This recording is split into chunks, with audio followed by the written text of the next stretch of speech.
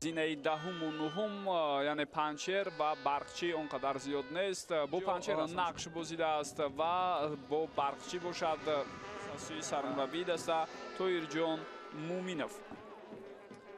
دست را هم برای ما و شما پیشنهاد کرده ایستادند که باشگاه مذکور را ترک کرده بودند.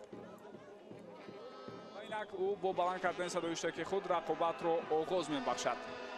دوستانی گرامی بازی ها دارد. اینجا فرصتی بسیار خوب است. ضربه را می‌بینیم دروازه‌بان برگردان. کوشش دوم بارد و با پیروزی با ارادوی که در دقیقه‌های آخری رقابت به دست می‌آورد بسیاری ها را اما تاکنون از گل درک نیست. اینجا فرصتی بهترین افساید. سرافشان چگونه از آن استفاده می‌برند.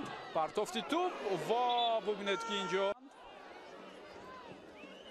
پیوسته این تیم مغلوب شده ایستاده است. وقت اخیر فرصتی بسیار خوب اما این امکانیت از دست رفت. اکنون ضربه زده یوان رسیدی توپ رو میبینیم. نه اونقدر پرتافتی خوب است ولی امکانی ضربه زنی پیدا شده ایستاده است و ببینید که چیتا تقویم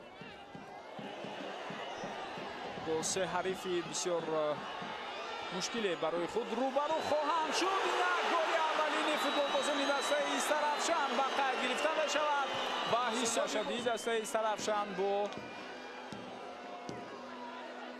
سر دادن هر گونه رنگ ها حرکت استفاده بردنی هستند.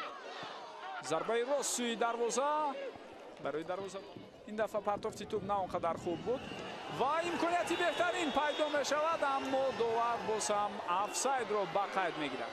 یوانویچ پاسی او به کناری راست ادامه هجوم و ارسال که اینجا ببینید به چی آورده می رساند.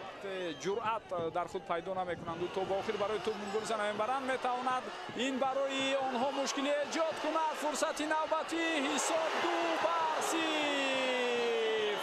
2-0 و میگذارد در این مورد پاس داد و هم دسته‌اش رو جیبوزیوف از این حالت توانست توپ را به دروازه روان کند. دسته‌ای که در بازی اخیر مقابل کوکتاش با حساب‌های کلان پیروزی به دست آوردند از جمله دسته ارتش، دسته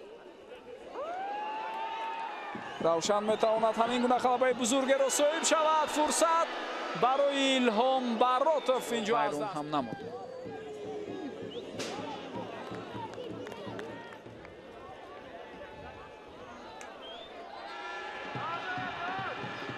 پرتافتی نوبتی توپ رو میبینیم اما بسیار هم خوب گزارش نوبتی بازیگرانی ایسترافشان و پرتافت میرود. ادامه حرکت های او رو میبینیم و داور اشاره میکند که برای ما و شما صحنه تکراری همان حالت رو پیشنهاد کند. الهام براتوف، حسنوف، امیری فرهاد و فرصت که اینجا استفاده برده نشد. اینجا ادامه هجوم بازیگران ایسترافشان فرصت هست و ضربه از خاتمه 3 دقیقه وقت ایلوگی داور قربان مراد شریف صدایشتکی خود را بلند میکند و بازی امروز با اشتراک دسته ایسترافشان و کوکتاش در دوره دوری 19 لیگ اولی جنبش میشود. ایسترافشان